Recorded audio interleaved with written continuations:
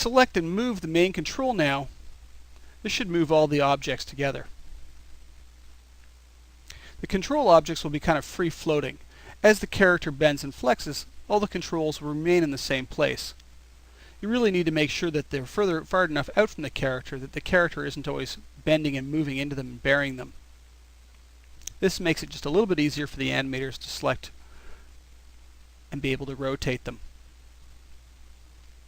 The next step is going to be getting zero values for these controllers. Some of the controllers we may have to wire or use expressions to help drive some other part of the character. Just like for the animators, a zero value comes in very handy. If we know that the starting value is 0, we can use it as a multiplier, say for the rotation of another bone. Without that bone suddenly jumping to a new location, position, or rotation based on the arbitrary value it has. The best way to zero out rotations in Macs is with the use of list controllers. List controllers tend to be very misunderstood in Macs and not often used, even by intermediate and advanced people. A list controller basically allows you to be able to layer controllers one on top of another. So you can have multiple controllers controlling a position or rotation or any value in Macs. In this case, I'm actually going to use a sphere as an example object to show you how this works. I'm going to place a sphere here in the scene. Its current value for position in X is 0 because it is currently sitting in the center of world space in X. Y is negative 46. Z is 88. The only way you could actually get a 0 value on this object currently would be if you were to move it all the way down to the center of world space here. Obviously, this isn't what we want to do. The next way to do it is use a list controller. Currently, right now, for the position of this object, we only have one controller controlling it. It is a position XYZ controller, breaking the tracks into the XYZ. We're going to select that controller, go to the Assign Controllers dialog, choose Position List, and say OK. That now adds a list controller and has kept the original controller as the first one. The next slot is blank right now with an available, saying that we can add more controllers. It has also added a new rollout to the motion panel, which basically lists all the controllers that will be controlling the position of this object and allow us to be able to change between them to see different sets of controls for each controller.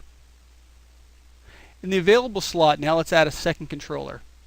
Back to the Assign Position controller. This time I'm going to use Position XYZ. And you can see now there's the first one, and now it's added a second one. So we actually have two controllers controlling the position of this object. In the Position List dialog rollout, we actually have the first one set as active. We know that by this little arrow here that actually shows that's the active controller. And it's also the one that's being displayed in these rollouts down here for the key info. Its value still is where we originally left it. So 0, or X is 0, Y is negative 46, and Z is 88. If we select the second controller and set it active, or you can just simply double click on it, you can see that the second controller has a value of 0 in X, 0 in Y, and 0 in Z. This is because list controllers are additive. Each controller adds on to the next.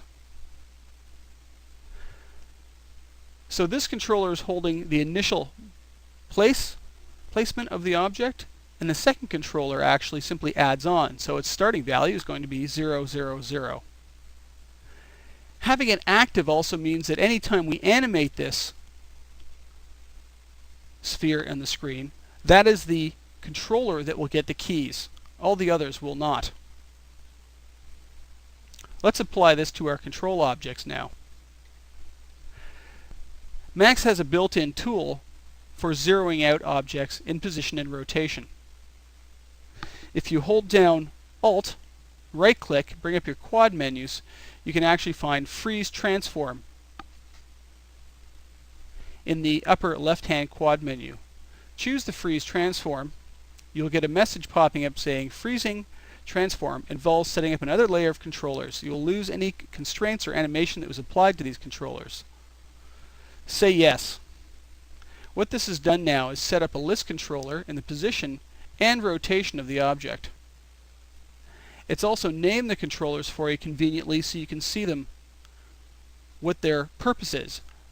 Frozen position is basically the original offset controller, and zero position is the first zero controller in the list. And it sets the second one active for you. As well as in the rotation, frozen rotation and zero Euler rotation. This is going to make it a lot easier to set the character up. We can now zero out all of the controls all at once by selecting them all, Alt, right-click, freeze transform, and say yes. Now we have frozen transforms on all axes and zero values that we can start rigging with.